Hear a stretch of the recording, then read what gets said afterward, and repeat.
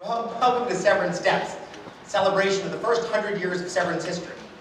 Tonight I'm going to walk you through a tour of Severn's history, not in a rigid, remember every year, hit every detail sort of way, but through a series of alumni stories. This is not a heavily scripted show. Most of the stories are going to be told live, when possible, by the people who actually experienced them. In the early part of Severn's history, our very own Water Street players will bring to life stories from Severn's archives, found in the form of letters, pictures, and yearbooks. The show is divided into 5 eras that match the chapters of a Severn history book that will be available this spring at the Centennial Celebration. These eras are not even 20-year chunks, but instead, each marks a change at Severn, often which aligns with a change that was going on in the United States or around the world. It'll be my job to guide you through those eras tonight, and I'll be back to introduce the first era shortly.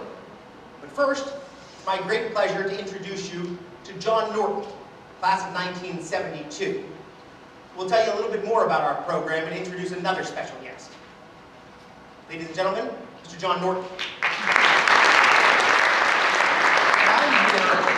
I'm here to introduce my pal John Royan, who graduated in 1973, and welcome him back to Severn. John and I were pals back when we were students here. John was a boarder. He lived in DC, and he used to take me on weekends back to his house and take me to these magic shops. He's a great entertainer. He has great entertainment instincts. He'd take me to these magic shops where these chain-smoking guys would do this close-up magic for us and just dazzle us. And he introduced me to the Marx Brothers movies. And you can read about him. You can read about him in the program. His very impressive resume. One thing that's not in there is that John's day job is taking people on swamp tours in the bayous of Louisiana. I went on them one time with my daughter, and he takes you out and introduces you to wildlife and alligators, and if you tip him, he'll bring you back.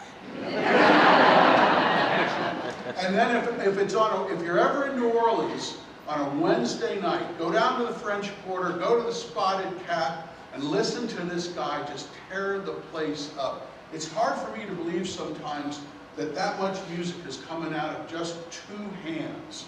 So welcome, give it up for my friend John, and listen to the Little Rock Getaway.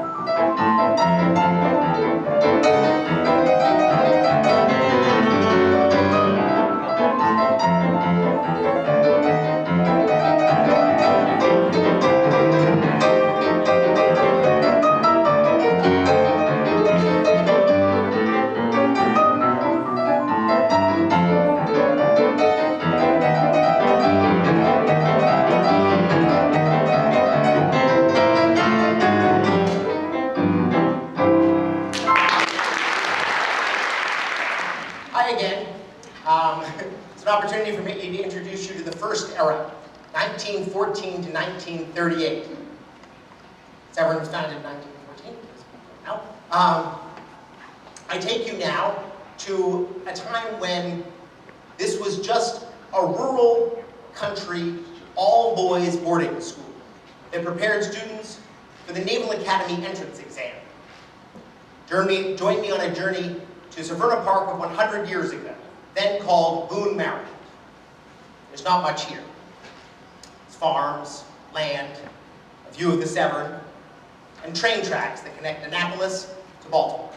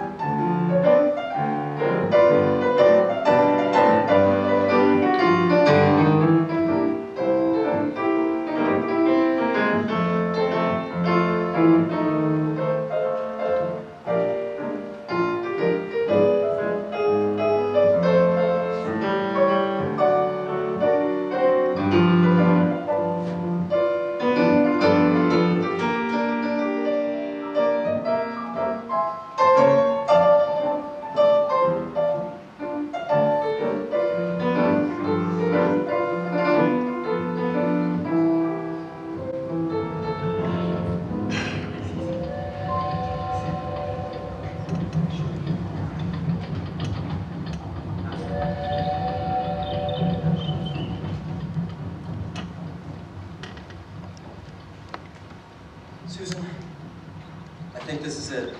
What is it called? Boone. Boone. Boone, Maryland.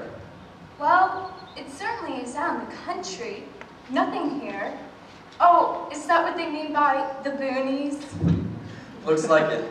It's far enough away from the city where the boys have been too free to drink and brawl and do what they please. And with the train stopping so close to school, it's perfect. Not any distractions here. Boys' boarding school far away from Annapolis where they're supervised 24 hours a day. The necessary things are here. Railroad station, freight office. A telephone exchange? A couple of grocery stores? Yes. Removed from serious diversions. Supervised 24 hours a day. What possible trouble could they get into?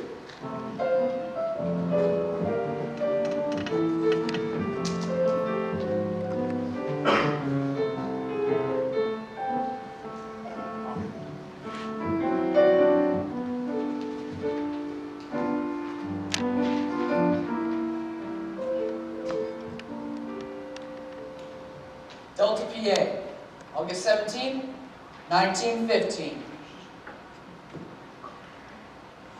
Dear Mr. Teal, I have received your letter enclosing a set of rules to be used this year.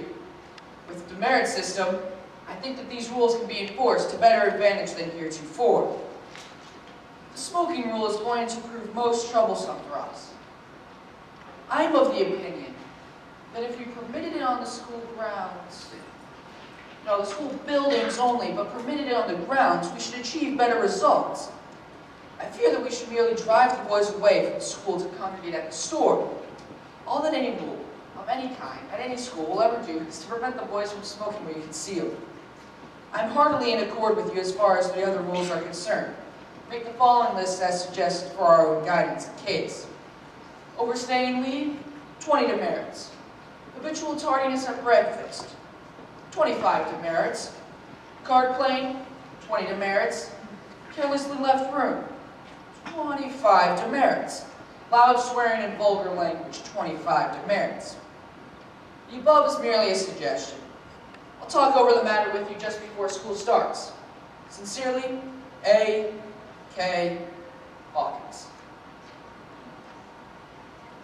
Deep down in his heart, the thing a boy wants most is discipline with love. Being ringleader, shooting firecrackers off buildings. 25 demerits. Overstayed my leave to Baltimore. 25 demerits. He often resents it when he gets disciplined. Stone water fight out windows. 25 demerits. Running over front roof. 25 demerits. But he resents it even more if he doesn't get it. Impudence, insult, and defiance? 50 demerits. Damn! Swearing, 25 demerits. Damn!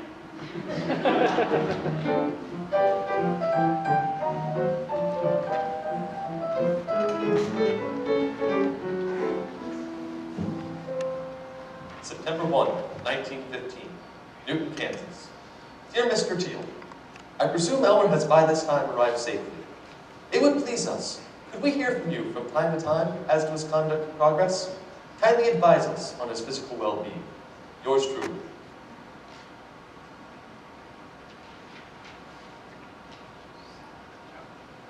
September 6th, 1915, Amsterdam, New York. My dear Mr. Teal, please pardon my taking the liberty of writing to you, but I wish to say a few things in regard to my brother, Theodore. Last year when he was at Severn, he gave us all the impression he was studying hard. But I have no doubt in what he thought he was, because it was the first time in his life he'd done any studying at all. From little things dropped in his conversation with me, I'm led to believe he didn't do all he pretended. That's the hard part. The boy thinks he studies harder than he does, and if we act skeptical about it, then he thinks he's unjustly treated. Mother and father are so anxious to have Ted successful in life. The Navy is the only thing that seems to appeal to the boy.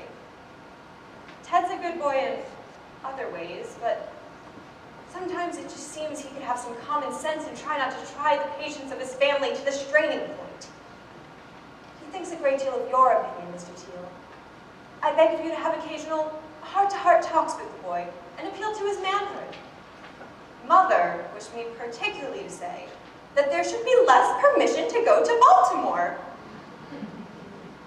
I would be glad if you could keep me posted from time to time regarding Theodore. With kindest respect to both yourself and Mrs. Teal, and for the sake of Old Wellston, I am very sincerely, Evelyn Freeman Vandermeer. Nashville, Tennessee.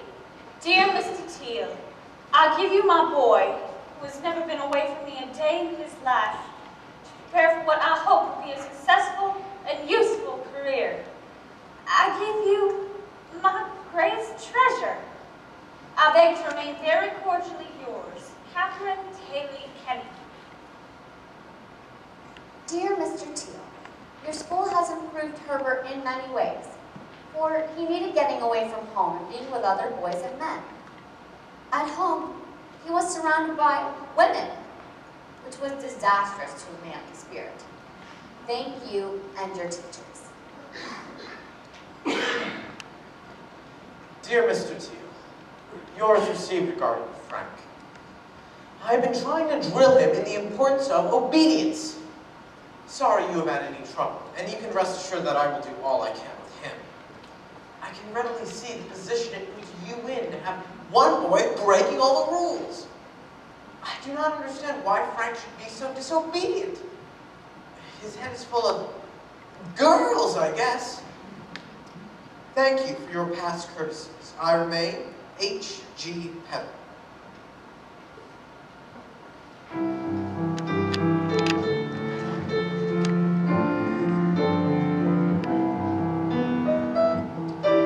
From December 1917 to January 1918, the snowfall was 3 times more than normal, and the record cold temperatures were noted.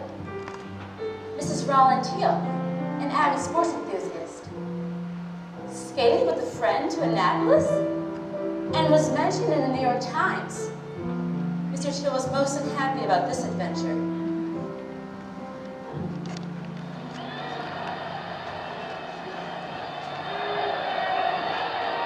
As Director of Athletics here at Severn, I know of no better antidote for the toxins of strenuous mental effort than the exhilaration and excitement of athletic competition. Every effort must be made at Severn to provide each and every student the opportunity to represent our school in competition with rival schools. Geez, seems like the whole school wants to be on the football team. We need every warm body we can get.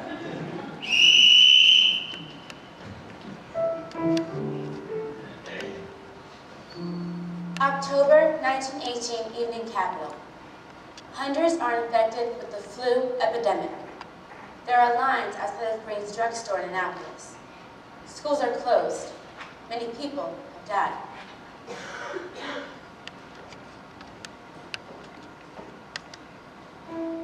Dear Mr. Teal, Miss Peddle is very much alarmed for fear that Frank's roommate may have a contagious disease.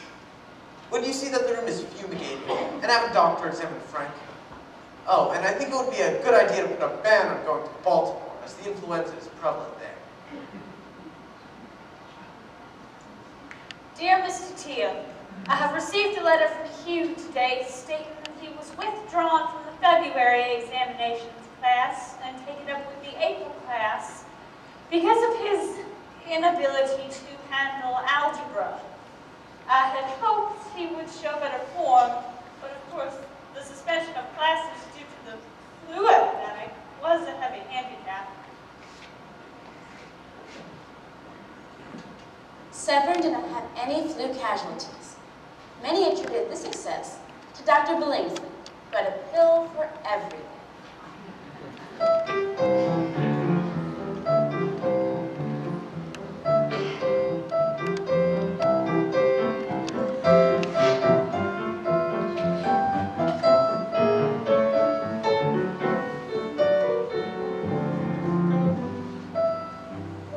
Dear Mr. Teal, referring to your letter of June 17th, I do wish to enroll my son, Willard A. Jr. at your school. Could he possibly start with you in October instead of September, as he has become necessary to me in my mining operation by reason of the large number of men I've lost to the draft?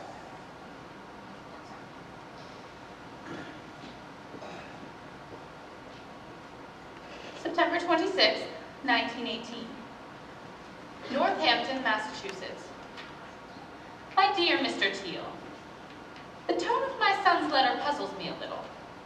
May I ask you a few questions about his school life and his adjustment to it? He said disappointing little about his schoolwork. How is he taking hold? I judge that most of your boys are older than Wells. Am I right in this inference?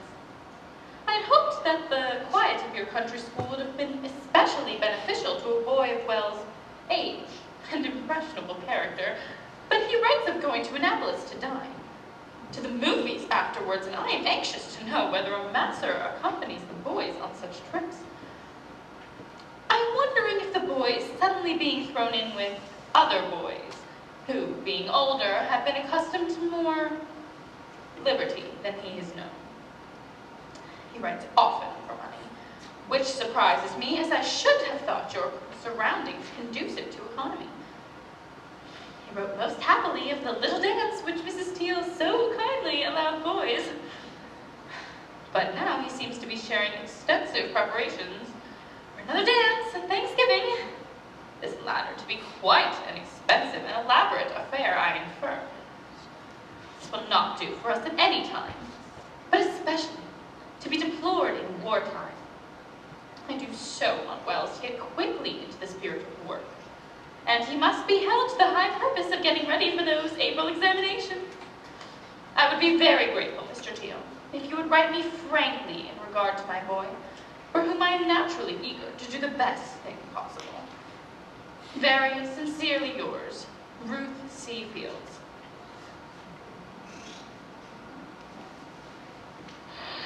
New York Times, November 18th of 1918. With the American Army in France, the fighting has stopped at 11 a.m. this morning. Dear Mrs. Field, I regret exceedingly that I'm compelled to write you concerning Wells in a way that seems to controvert almost everything I said in my last letter to you. We are absolutely at a loss to understand the boy's conduct recently. Wells, his conduct is something that he's simply much too old for. It's what we should expect from a 14-year-old. Habitual window breaking, throwing potatoes during dining hour, permitting forbidden congregation in his room, and concerned in a water fight in the hall. Now, Wells is much too old for such things. Furthermore, the examinations are much too near for a boy to be wasting his time in childish conduct. But the most amazing part of all is his stubborn attitude in regard to the matter.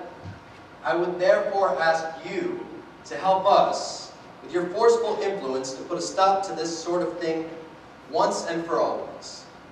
It looks too much like open defiance to be subject to further considerate treatment. Sincerely yours, Roland M. Teal.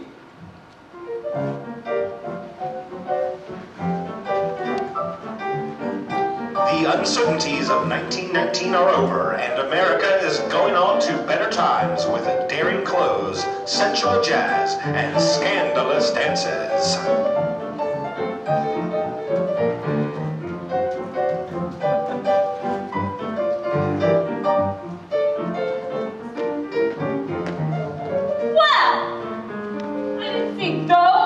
Rallies. We were the ones who marched and rallied for that 19th Amendment. But we got the vote, didn't we, Ethel? Yes, we did.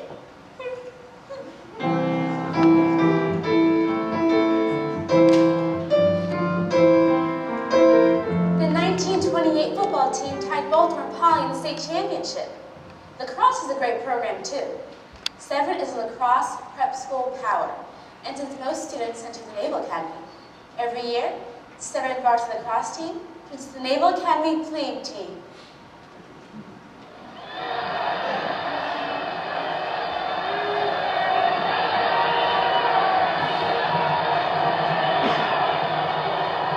Well, they're certainly enthusiastic. Well, dear, you must be so proud of your boys. Don't forget what the supervisor said. Well, I haven't forgotten. But tell me again anyway. A beautiful sight with ample athletic fields and equipment. And a new building well fitted the purpose of boys' boarding school? A dining hall, a four-year school, more boys, more faculty. I think you've done well, my dear. We've done well. I couldn't do any of this without you. Now if we could just keep them out of Baltimore. Severn recovers the fumble. He's passing to 10, passing to 5. Touchdown, Severn!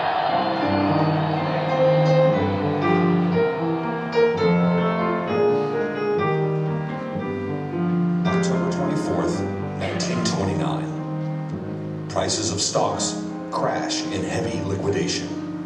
A total drop of billions of dollars. It was during the Great Depression, and my farm family, like all families of that era, had little money. We simply could not afford the tuition to a private school. However, Mr. Teal arranged that I could receive partial scholarship for waiting on tables in the dining room. I signed a promissory note at 6%, and then I repaid my first year after graduating from Annapolis. We were in the middle of the Great Depression. You would find grown men in their 30s and 40s standing on street corners selling apples to make enough money to feed their families. So it was a great motivating factor. There was just no way I wasn't going to succeed and get the best education I could. Severn prepared me for life.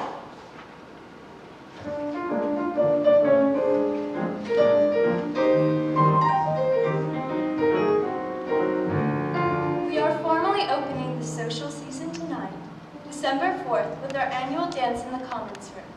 We have decorated with pine trees in keeping with the holiday season. I've engaged Ed Norwood and his orchestra from Baltimore. We will be dancing from 8:30 to midnight, and I look forward to seeing this new swing dancing.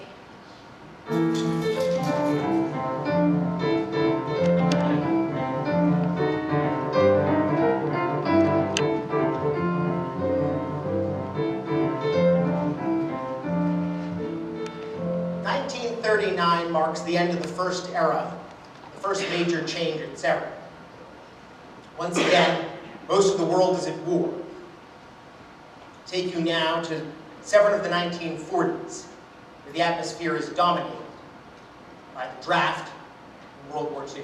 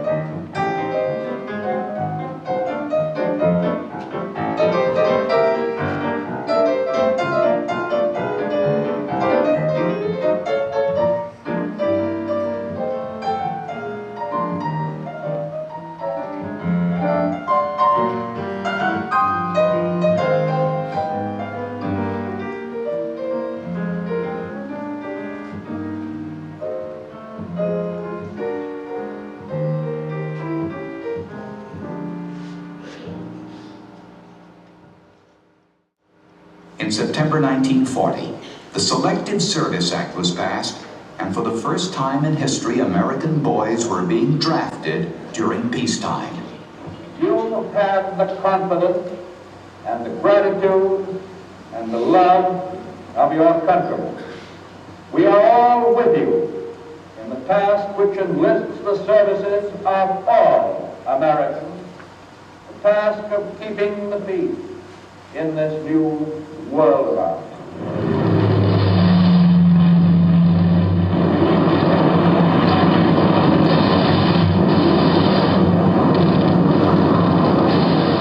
Yesterday, December 7th, 1941, a date which will live in infamy. The United States of America was suddenly and deliberately attacked by naval and air forces of the Empire of Japan.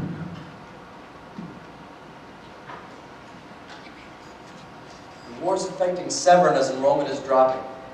1941-42 is a particularly critical year. Instructors are staying over every other night and every other weekend. Mr. Halstead and others are traveling as far as New York and New Jersey just to recruit students. The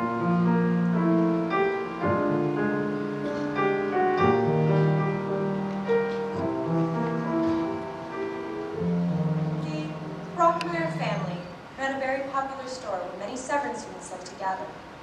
It was opened and running in 1931, but had to close in 1940 when 5 of their sons went off to serve in World War II. Through the rough time of the war, the family only saw 3 of their sons return. The Brockmeyers, as well as the Severn community, mourned the losses of Edward and Robert Brockmeyer, who had graduated in the Severn School classes of 1937 and 1939. Severn may have lost more students in World War II per capita than any other high school in the country. The name of these 73 men are remembered on our campus in the Memorial Gym.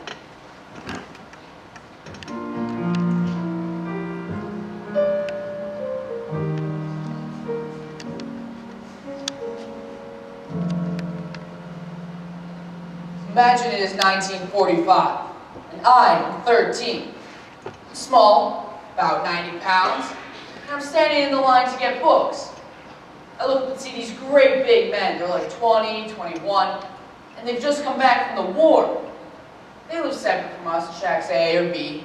We know they have beer and all, but they're always gentlemanly. I mean, imagine coming back from the war and seeing me in their line. I remember hearing one of them say, "What is this? Kindergarten?"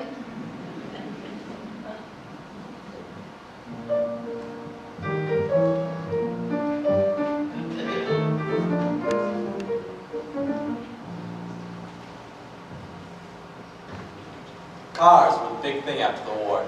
Remember when we traveled around in those old Packards? You could fit an entire lacrosse team in just a few of them. They had curtains at the windows.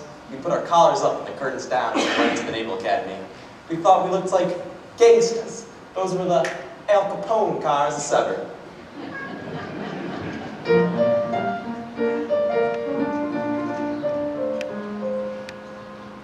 Change is happening around Severn all over the 50s, which causing changes in the school as well.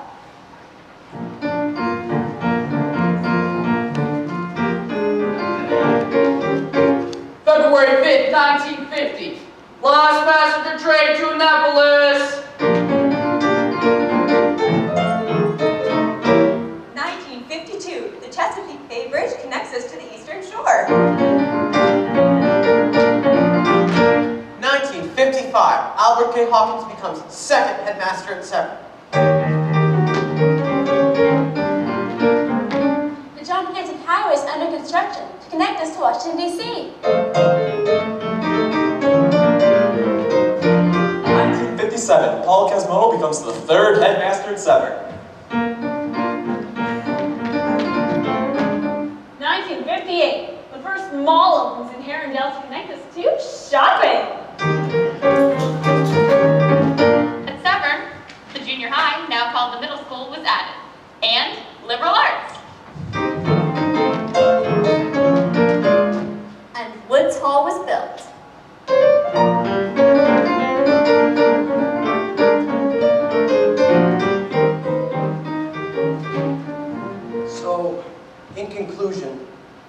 say farewell to Severn, I ask you to consider. No matter what our age, there are times when we think about and talk about the past. And almost invariably, the starting point in our thinking or reminiscing is our high school or prep school days. It's quite natural, for life begins not at 40, but at 14 or 15 or 16. Keep constantly in mind that education is fundamentally a process through which we learn to live.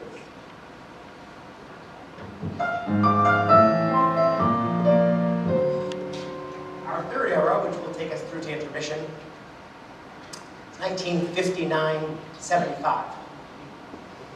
Between the end of World War II and 1973, the population of the United States has more than tripled. The 1960s and 70s mark a time in the United States of great change, politically and socially. The same is true for the rest of the world. At Severn, the changes are a little more subtle. We now have a lacrosse team that dominates. We take home the 1965 MSA Lacrosse Championship.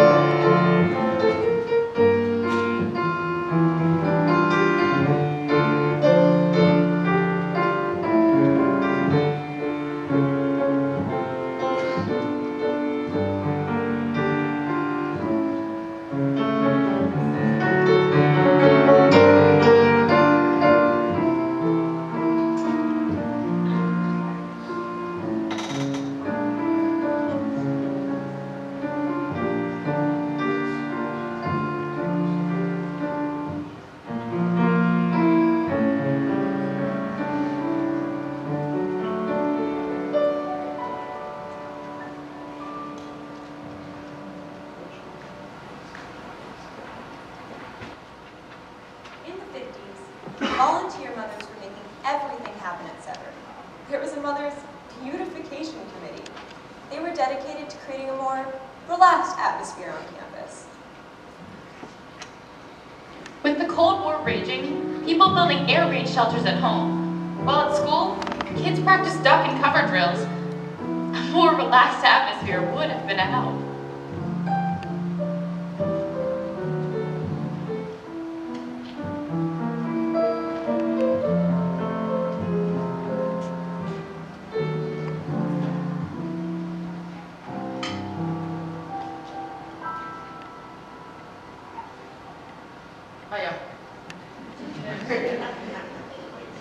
This time I'm here not to mark a change in era, but a slight change in program. From here on, it won't be Water Street players, but some Severn alumni and friends telling their own experiences. And up first, it's my pleasure to introduce you to Mr. Paul Dice. Good evening. I came to Severn School in 1963 for the post-grad program. My parents brought me over that summer to take a tour, and we did it with Joe DiMenuto. And Joe knew that I was going to be boarding here on campus, so he took us to the third floor of the administration building, show us the rooms. And when we got there, he pointed out that there weren't any clocks in the halls and there weren't any clocks in the rooms, so we might want to bring a clock or a clock radio with us. He also told my parents that the kids went to bed at 10 o'clock and there was a wake-up bell at 7 a.m. We were going to get 9 hours of good rest, he thought. And I got to tell you, that wake-up bell would wake up the dead. And I think it did in many cases. Anyway, so I came over for the first night in the dorm, and there were a group of us getting acquainted in my room, and at 10 o'clock, it suddenly went totally dark. I mean, totally dark. There wasn't any power in anything. Nobody knew what was going on. We scurried around and found out that the administrators were downstairs, and they had actually gone to a circuit breaker box and turned the power off on the second and third floor. That's what they meant by lights out. They didn't want us doing anything after 10 o'clock. Well, anyways, we got going with the classes, and it occurred to several of the postgrad students that we needed to have some little extracurricular activity after a hard day's work in class and whatnot. So we got together with a couple of the day students who had cars, and they wouldn't allow us to have cars on campus. And we thought that since the power went out at 10 o'clock, that maybe it'd be a good idea for them to show up around 10:30 and come to us up. And the idea was that they would circle around the school and by the administration building, flash their lights, and then go around the block again. In the meantime, we would go to the window at the end of the hall, open the window, and down the fire escape we went.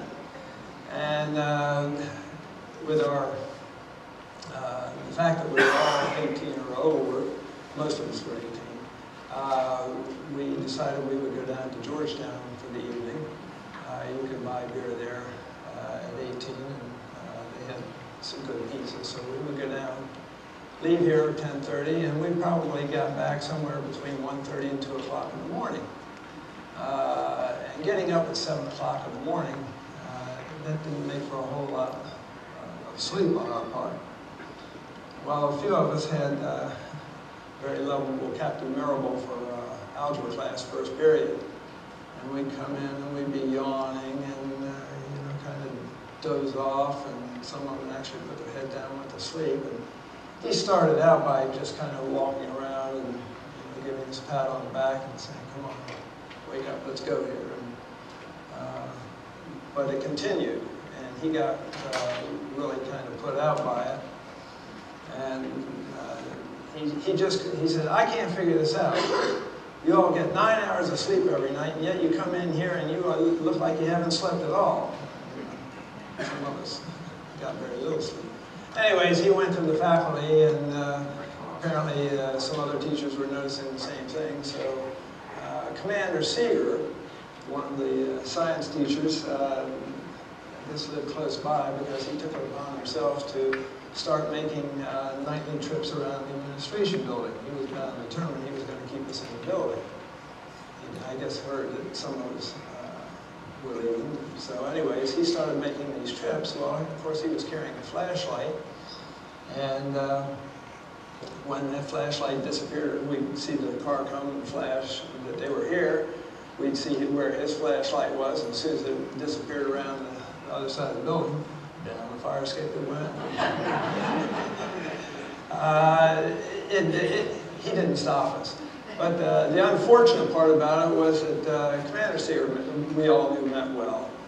Somebody, somewhere along the line, early on, came by and tossed something at him and put kind of a big gash in his head. And he was out for quite a while.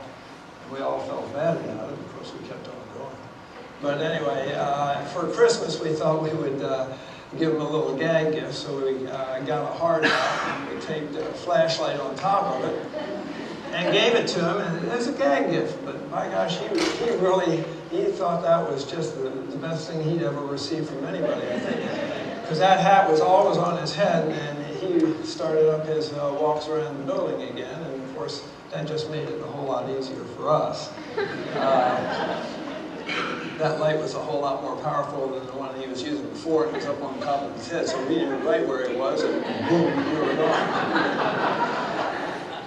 But, you know, I heard the stories about Baltimore and going to Baltimore. Well, I think we changed the trend because I know it continued on after I left. Anyway, I think the irony of the story is that I came back to Anne Arundel County and as a math teacher. In fact, I taught at Severn Park when it was a junior high school for 5 years, and then I moved over to Severn River and taught math there as the department chairman for the next 25 years, and I retired in 2000. It's great to be back, and good to see you all, and enjoy the rest of the show.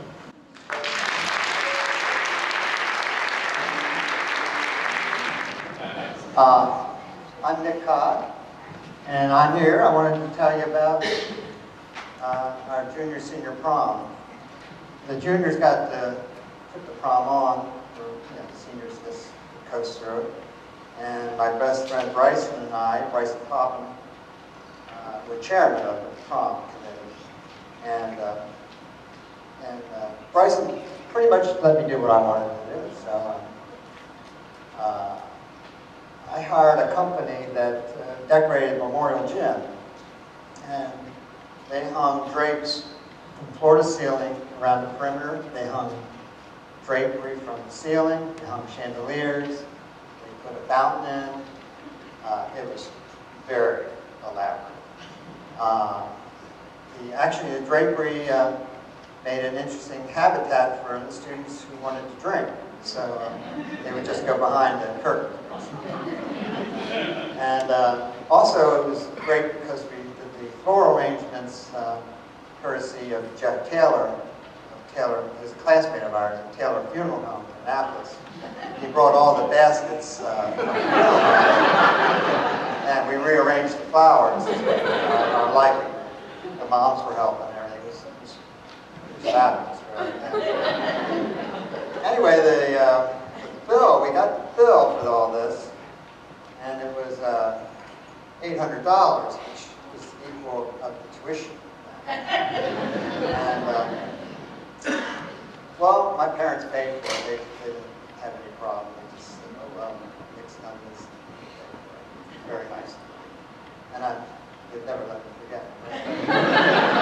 But, and I did the flower arrangements on the side. I do stuff for Severn all the time, flowers and stuff. And I'm still over budget. So. Hi, I'm John Norton. I graduated in 1972. I went to Severn for 6 years, and I have some great stories that are secret The story I want to tell you tonight, the story I want to tell you tonight is about what happened during my senior year, the year girls were admitted to Severn. Girls. I remember my first class during that fall semester. It was Mr. Silsby's AP History class, and it seems appropriate that it was a history class because I remember the exact moment when history walked through the door of that classroom and sat down right in front of me, and everything Mr. Silsby said after that is a complete blank to me. In fact, I don't remember much of what I was supposed to learn during my senior year, but I remember how girls changed the culture of the school. My neighborhood pals, guys who went to Severna Park High School, they'd come up to me and say, "We heard you got girls." And I'd say, "Oh yeah, we got girls." And suddenly, they were everywhere. They were in the classrooms. They were on the pathways between the classes. They were in the dining hall. They were on the athletic fields. They were in the club meetings. They were out in the parking area. It was wonderful. That is a happy boy. And oh, they were beautiful, all of them. Having girls in the classroom changed the social and academic dynamics of Severn rapidly. For one thing, it made us more competitive. We wanted to show them how smart we were. And it elevated our scholarship. Consider this verse, written by Charlie Pelticello in Mr. Muldoon's English poetry class. It honors Cookie Anderson. This is a dignified literary moment. It honors Cookie Anderson, who was one of Severn's first women. It goes, "Lordy, lordy, Cookie's skirts are so shorty." Are we really that sexist? Lordy, lordy, I hope not, because by and by, the girls became our friends. We became allies and co-conspirators, and we created lasting friendships. And the experience changed us boys, who had only known the boy culture, the towel snapping, pimple popping, stupid stunts in the chemistry lab boy culture of Severn School. And it changed us in not just the obvious ways of getting used to the mere presence of girls. It changed the way that we trusted one another, and I didn't expect that. Many of us have been classmates for years, but now we were experiencing something that wasn't grounded in academics or academics. Suddenly we were confiding in one another about the Severn girls whom we had fallen in love with, the Severn girls who we pined for, the Severn girls who broke our hearts. And it gave me a window into the inner lives and vulnerabilities and dreams of guys who I had known for years, but it didn't occur to me that that window was there. It required a level of trust that our Severn experience hadn't required before. It was a communion, and it made us stronger friends, better friends. And that adorable bit of history, who sat down in front of me in Mr. Silsby's history class, she and I have remained dear friends for more than 40 years. And every time I think of her, I'm transported to a moment that happened right out there, right out on Water Street. It was the spring of our senior year. Dogwoods were in bloom, the air was warm and soft and sweet. We were glowing in the painterly light of the evening sun. And I looked around, I looked at her, knew that in this world, everything was wonderful and anything was possible. It was a moment of absolute clarity. And it's one of the moments that I use to take the measure of how happy I am today. And maybe that moment could have happened at a different place and a different time, but it didn't. It happened here. Because in 1971, we got girls. Thank you. For those of you who had the query, I failed to mention at the top of the first act, I told you it was very unscripted. I'm Greg Price, Severn's class of 2002. The second act will continue our stories told live by the people who experienced them. And we start 1976, and this era stretches to about 2000. It's a time of great change at Severn, mostly aesthetically, but it's also, we've now shifted. We are no longer a rural school, a boys' school, a boarding school, or a school preparing kids to take the Naval Academy entrance exams. We're now a college preparatory school in suburban Annapolis. And here's the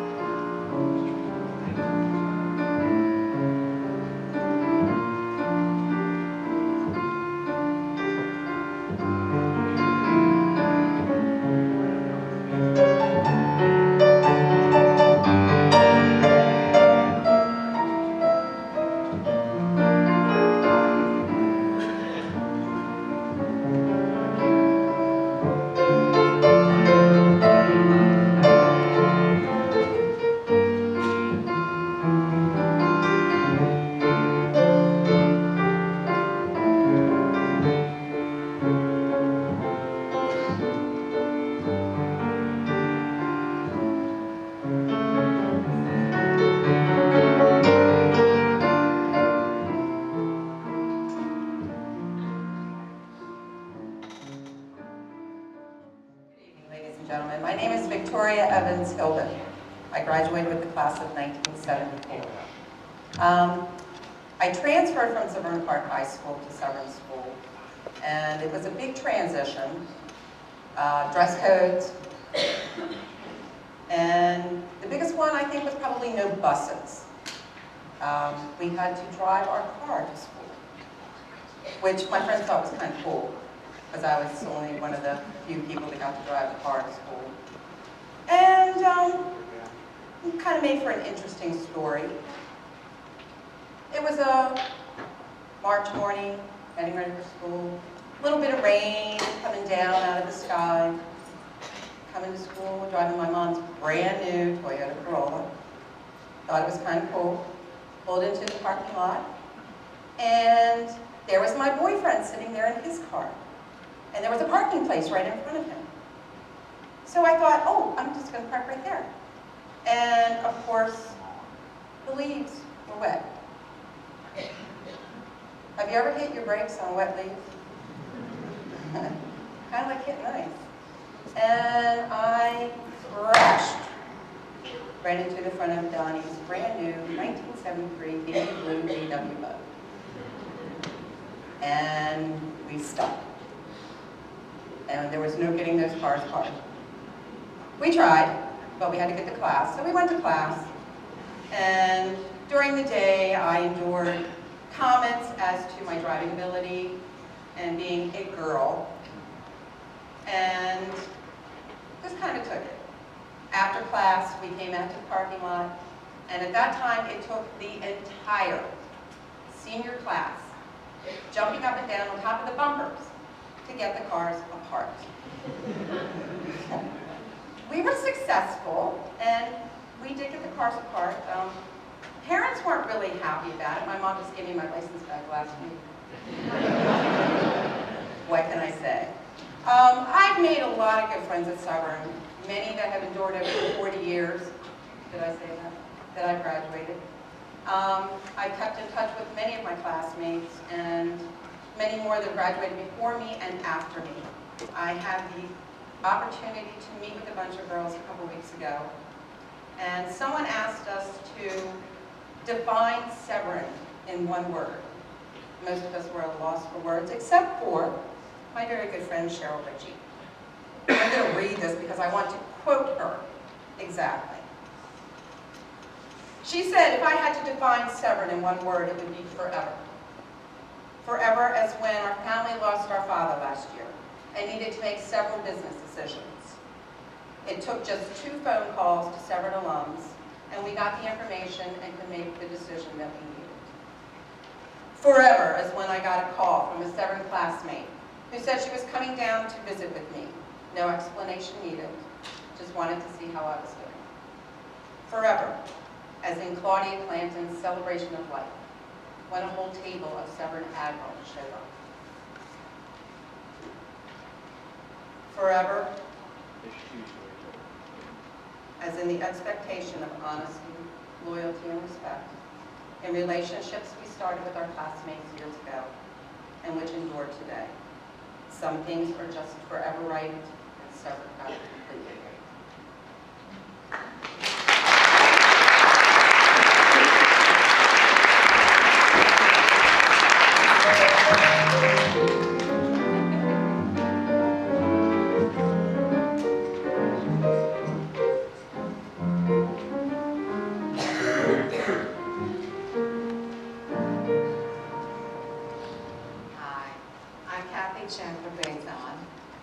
In the fall of 1971, my sisters and I, we left a Catholic private school and for girls and headed for Severn. No more saddle shoes, no more uniforms, and no more nuns.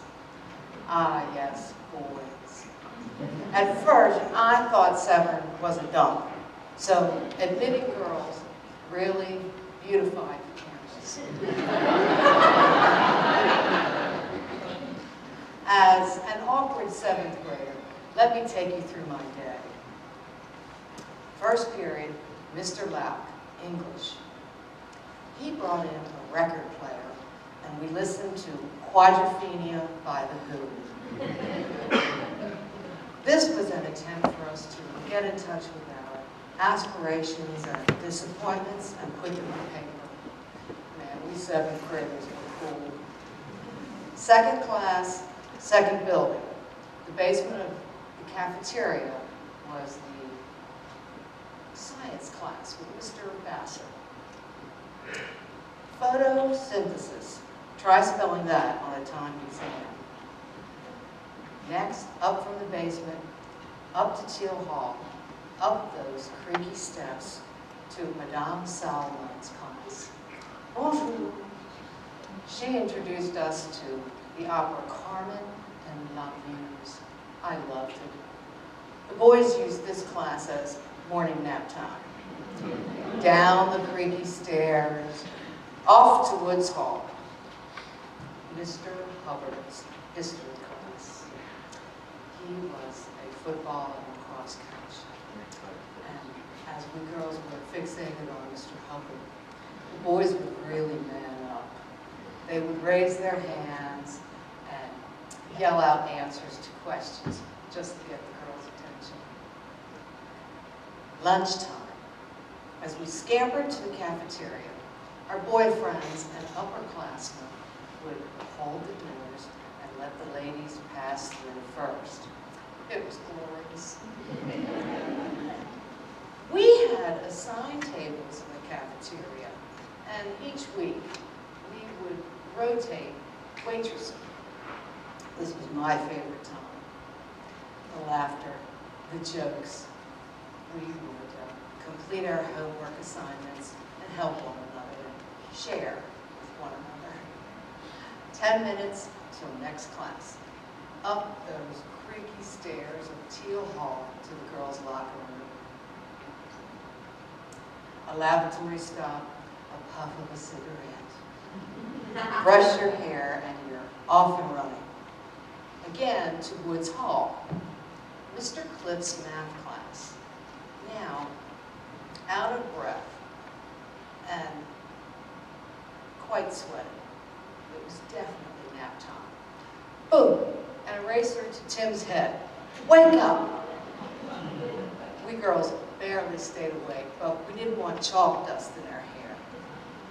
Sixth period, all the way up the steps to the third floor of Woods Hall, art class with Mrs. Schwartz. Smocks, smocks, where are your smocks? She would always threaten to hang the boys out of the third floor window, drop them if they didn't pay attention. The most fun was learning to batik. Quite an intricate process for us to learn as we were in a cramped space. After school, we girls enjoyed sharing with the Severn Admirals what they loved the most, Severn athletics. And I have wonderful, fond memories, except for the creaky steps.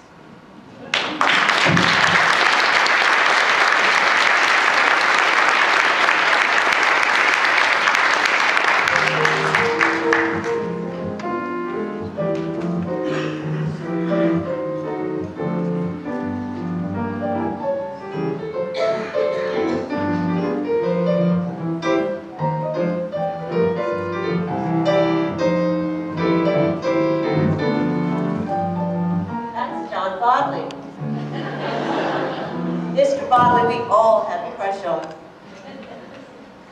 Mr. Bodley was my history teacher my freshman year. My family moved to Severn Park, Maryland, when my father accepted the position as athletic director and history teacher at Severn School.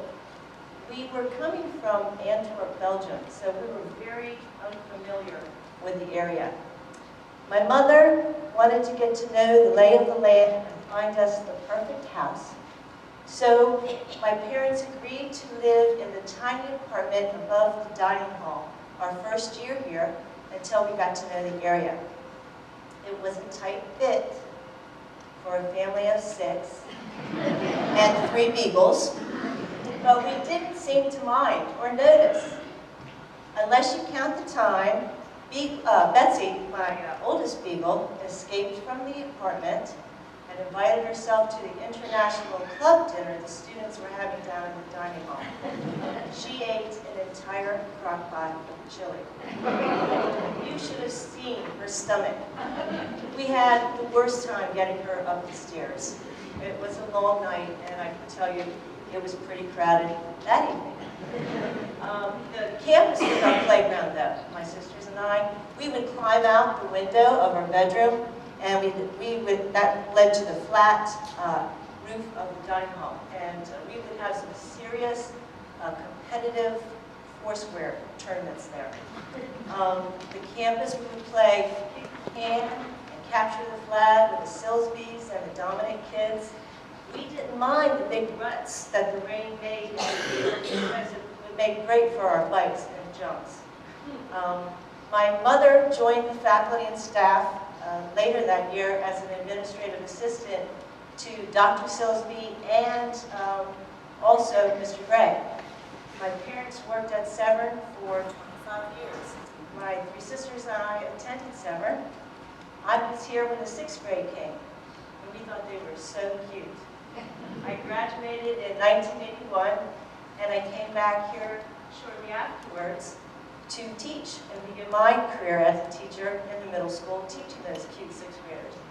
For 28 years, I've been teaching geography, and I also am heavily involved in the performing arts, both in the middle and the upper school. I've had 2 children graduate from here, and my daughter is a teacher herself. So I guess I really mean it when I say Severn is home.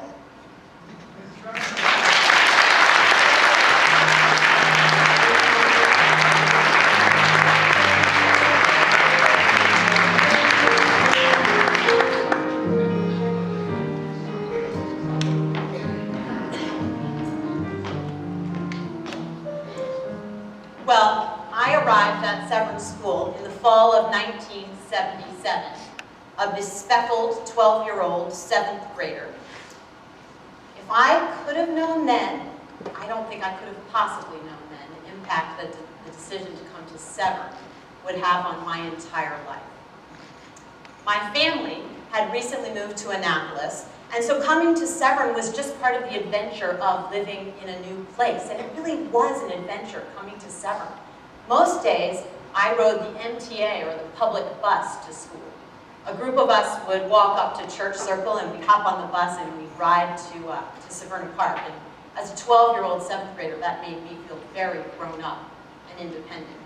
As a matter of fact, coming to Severn made me feel very grown up and independent. I think the best words to describe the Severn School of 1977 are shabby chic. We just thought it was cool.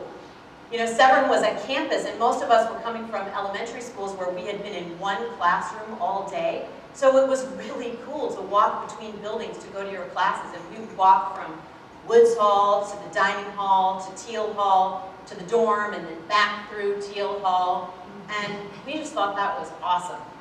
When it would rain, though, it was just a disaster, because this huge lake would form between Teal Hall and Woods Hall, and you couldn't walk through it. So they would put doors end to end there so the students could walk across the doors. They were like bridges across the lake. We also had these hallways in the dorm that I remember. All of them were painted these really bright colors. We thought they were cheery. They were really super ugly. Bright blue, bright green, bright orange. We thought it was quaint and cool at Severn. That is until we would get on the bus to play field hockey at schools in Baltimore, and we'd hop on the bus and we'd arrive to a castle, literally, or a school that had these huge plush green playing fields. That's not what we were used to at Severn at all. But we were always proud to represent Severn and to be the kids from Anne Arundel County. I graduated from Severn in 1983, and I went off to college, and then I went to pursue my passion, my dream. I was going to work and perform on Broadway. My best friend from Severn was my roommate in New York. And after 2 years of working for an off-Broadway theater company where I worked with and met lots of really famous and cool people, I made a hard decision, and that was to come home to Annapolis to be with my mother. who had just recently been diagnosed with breast cancer. She was 50 years old. She died in August of 1989. In October of 1989, I came to work at Severn School.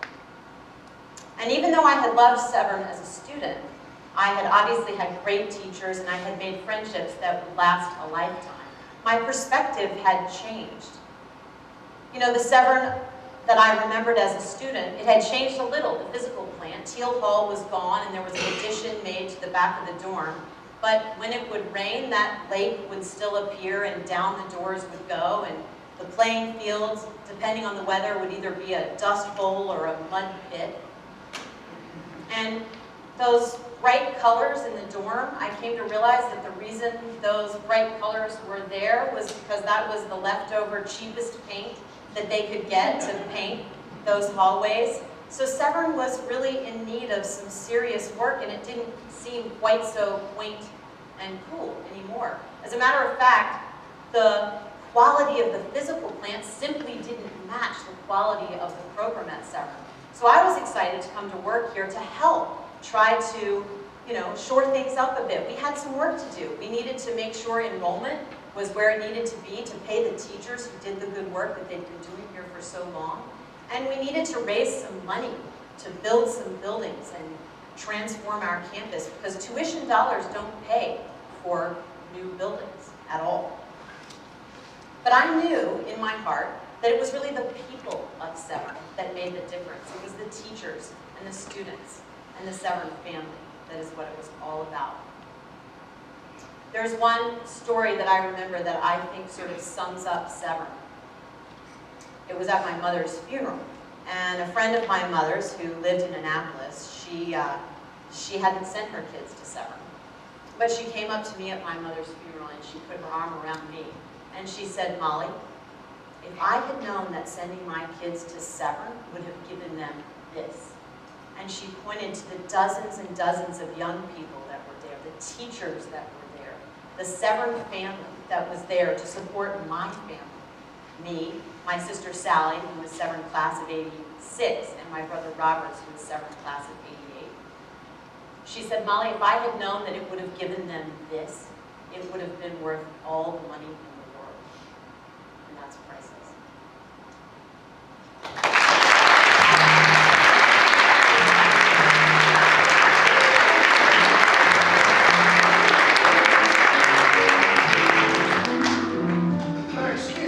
Excuse me, I'd like to pitch in a couple of stories and maybe tell you a little bit about Severn myself. I was born across the street. My parents bought a house over there that was all fallen down in 1940. And Severn was my playground. I was over here almost every day from the age of about 8 years old. I knew pretty much all the boarders, and I knew pretty much all the teachers. And it was a great place. I never could really understand, though, why you would send your son to a school where the dormitories were shacks, or where the football field ran uphill. And possibly the orientation between the east and the west on the field, the sun was always in their eyes. But that was not what Severn was about. Severn was about Mr. Teal, Robert Teal, Paul Kesmero, Parker Lindsay, Mr. Halstead. They were great guys. They didn't mind this little kid running around all the time. And I was fortunate enough to come to Severn for just a short time. I wish I was able to stay longer. But Parker Lindsay was one of my mentors, I guess you could say. Of course, he loved every student that there was, and he was really a great influence on these guys.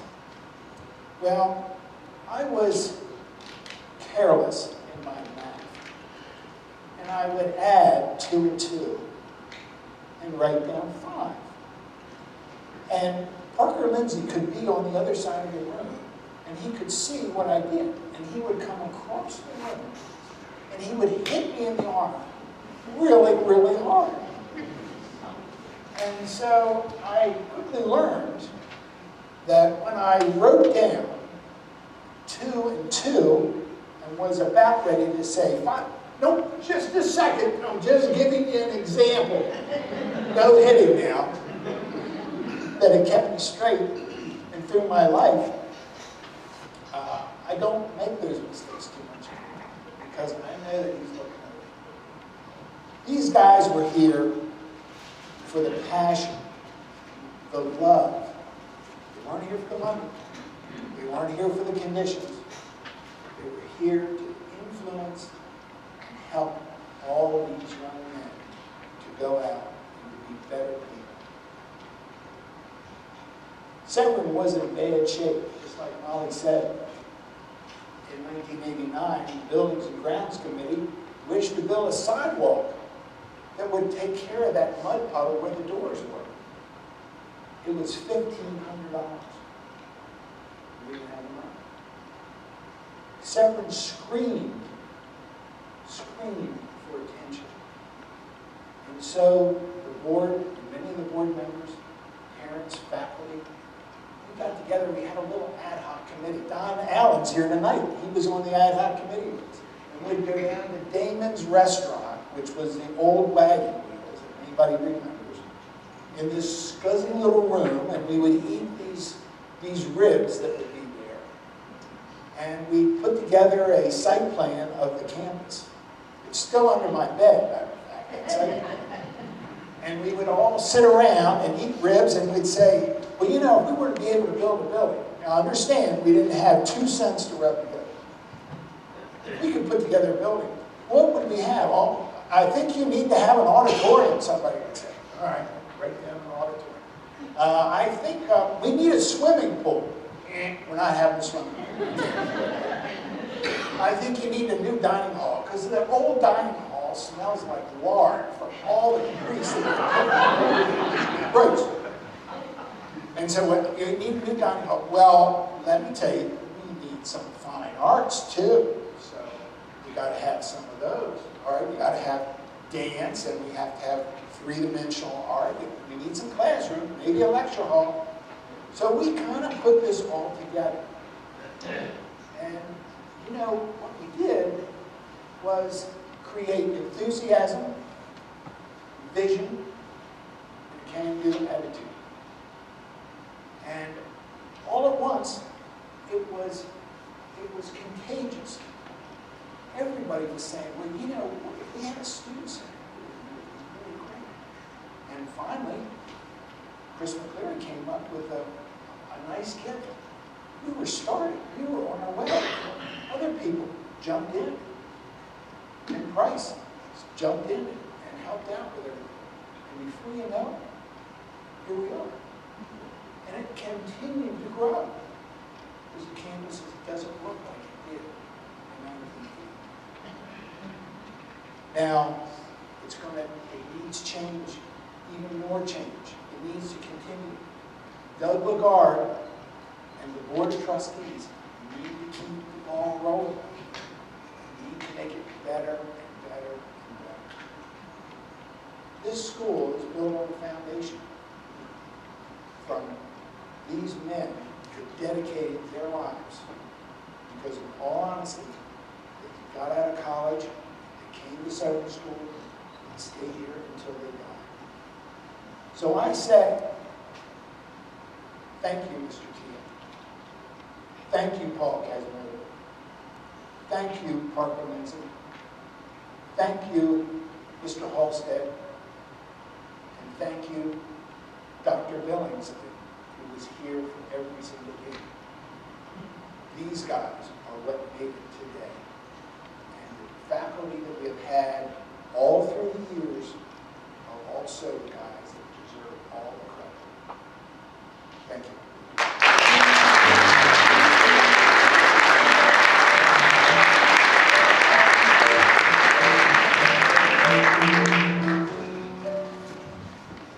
Our fifth and final era of the century takes us from 2001 to present day and beyond. You'll see a few stories, but first, I want to remind you that many of the stories of this era have yet to be written or are going on now. People in the audience are making these stories as we speak. So if you have a story that fits in Era 5, or you think we've missed a story, and I'm sure we have, in Eras 1 through 4, we encourage you to tell them. Tell each other, tell anyone who'll listen, but especially tell the Booners.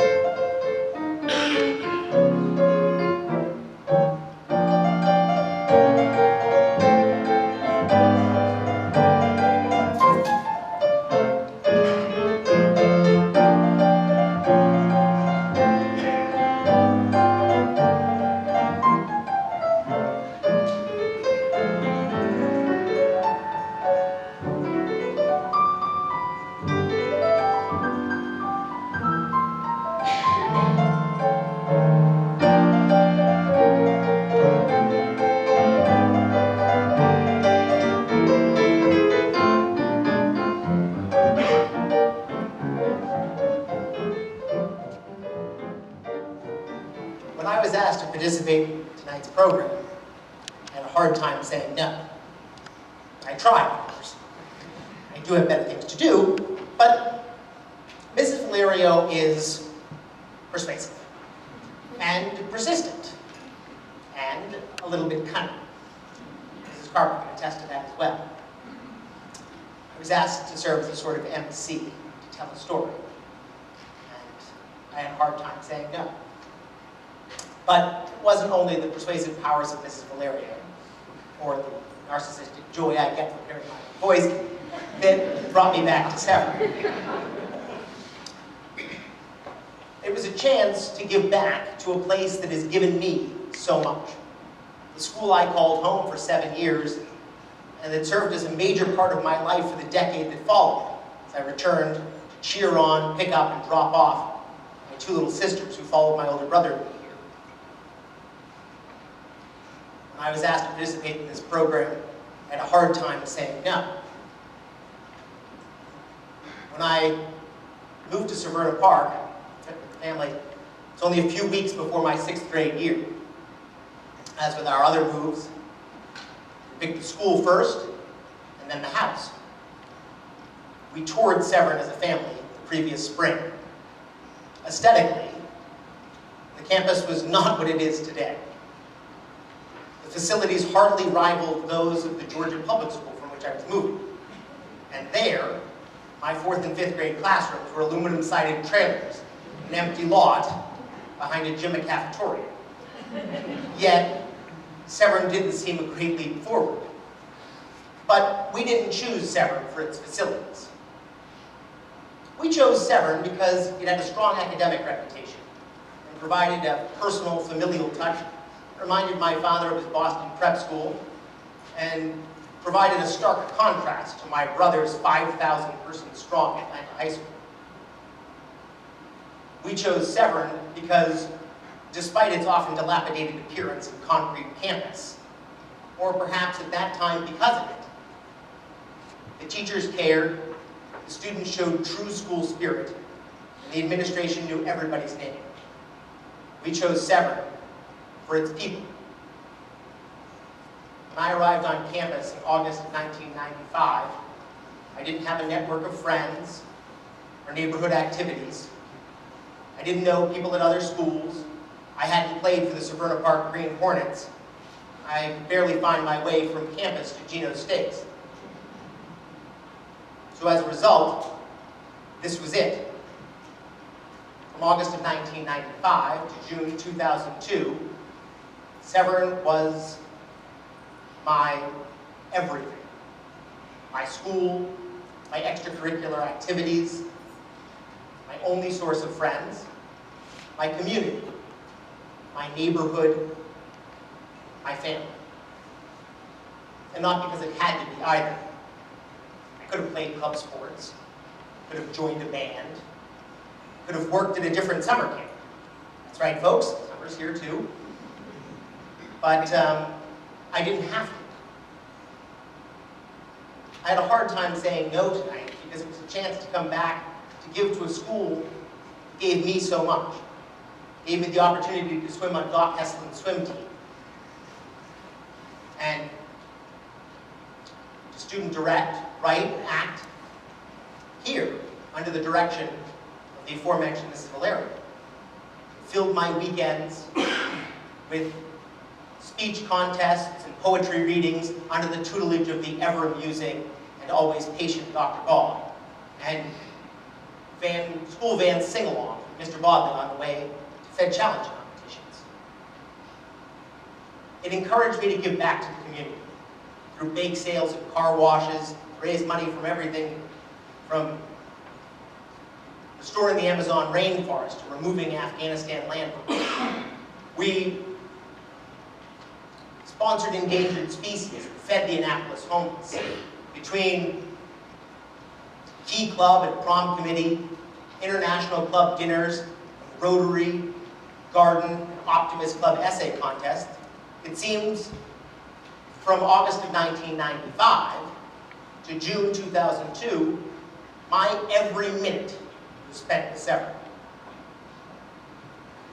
Since graduating, I've been back for plays and field hockey games, for homecomings and reunions. I've been to Washington, D.C. and New York alumni events. I've chaperoned my sister's beach week. And I still play on a Severn alumni bocce team Tuesday nights in Washington, D.C. Severn has a way of sticking with you. When I graduated, I may have left Severn, but Severn hardly left me. Most of my friends are people I met here. Some of my fondest memories are those I made here. And few of my life successes are not as a result of having gone here. And I was asked to participate in this program this evening. I had a hard time saying no. When I thought about it, I couldn't think of anything better to do.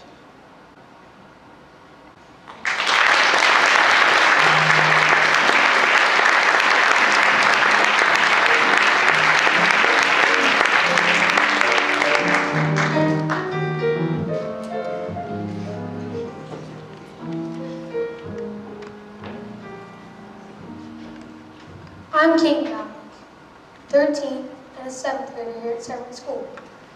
When my dad was 13, he lived on the Severn campus, because his dad was the head of the language department. My grandfather, Julian Dominic, was the head varsity soccer coach and helped organize the talent exchange. My grandfather later became the head of the upper school. My dad would tell me stories about this place, how he would walk down the Severn River, go fishing, grabbing, and swimming with all of his friends. And he said he had 2 big fields outside of his house that were his playground. I loved hearing these stories.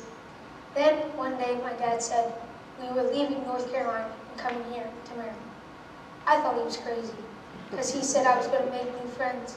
But I guess he was right, because everyone still remembers my grandfather as a great and positive guy. Well, they say I'm just like him.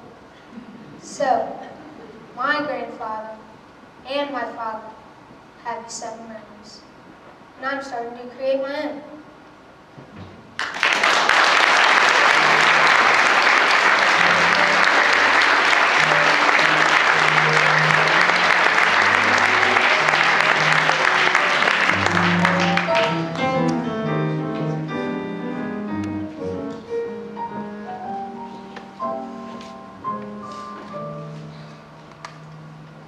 Last fall, my parents took me to lots of open houses to see which school was best for me. After we left the Severn open house, they asked me, "What'd you like? Were you impressed? Do you have any questions?" They thought I might say, "I really liked the fancy gym, or the great computer labs, or maybe the wonderful performance they put on." But actually, I remembered the girl that talked to me. When I was washing my hands, an upperclassman walked up to me and asked me what my name was, if I played any sports, and if I was impressed with her school. She was wearing her assembly uniform with this great blazer and all these gold buttons. She told me she played field hockey and was the president of the student council. She seemed so friendly and so nice, so confident and proud of her school. And I knew right then I wanted to be just like her. I'm in the 6th grade here now, and I love my school.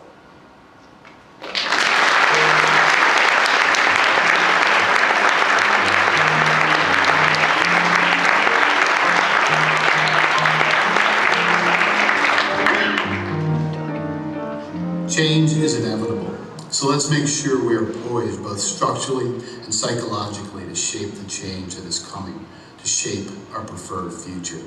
This will not happen without planning, it will not happen without enterprise, and there will certainly be changes that pluck us out of our comfort zone, and probably helpfully so. But isn't that what we ask kids to do every day? We are in the business of change. We must then model it.